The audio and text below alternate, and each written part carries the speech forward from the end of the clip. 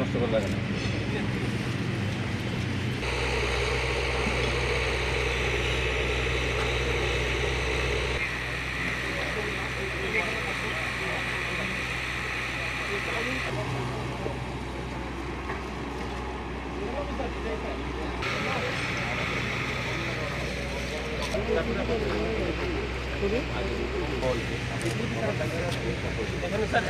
আমরা রুটিন ভিজিটে এসেছি, কারণ কিছুদিন পরে হবে প্রতিমা নিরঞ্জন।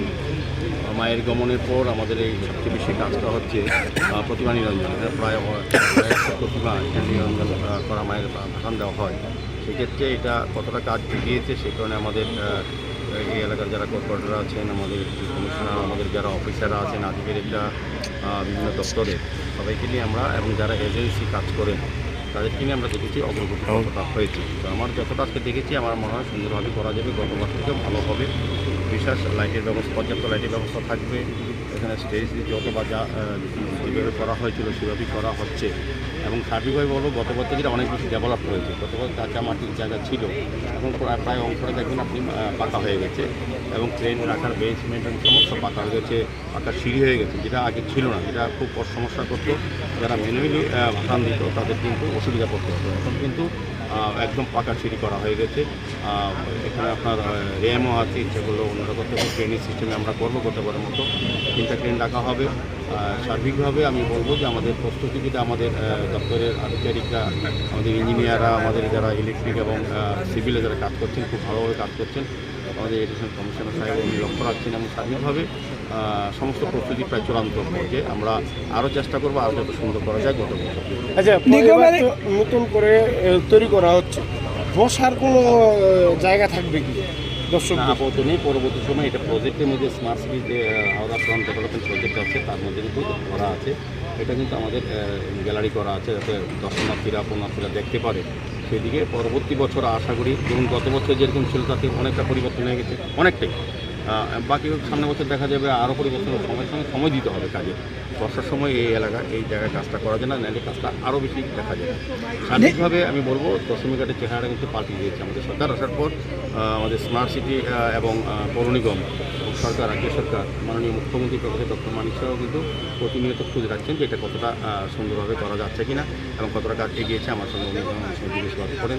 সার্বিকভাবে আমি বলবো আমাদের সরকার, আমাদের পৌর নিগম, পশু দপ্তর, নগরায়ণ দপ্তর, স্মার্ট সিটি সবাই মিলে চেষ্টা করছেন এবার দুটো উৎসব যাতে মায়ের গমন এবং নিরঞ্জন এটা খুব সুন্দর।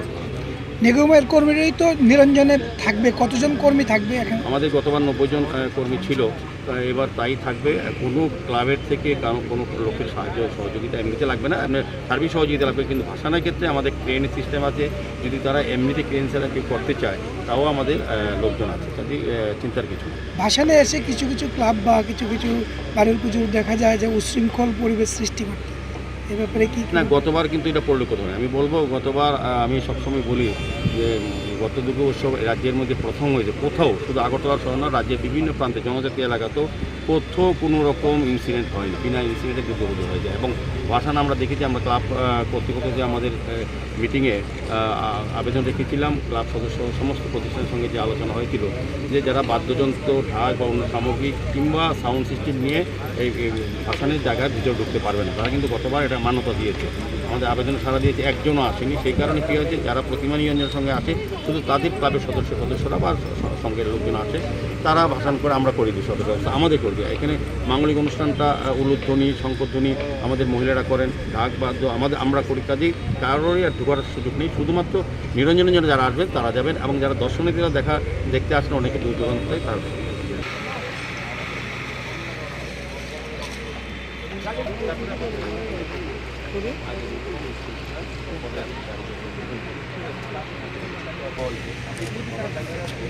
এখানে স্যার একটা শেড এখানে তাহলে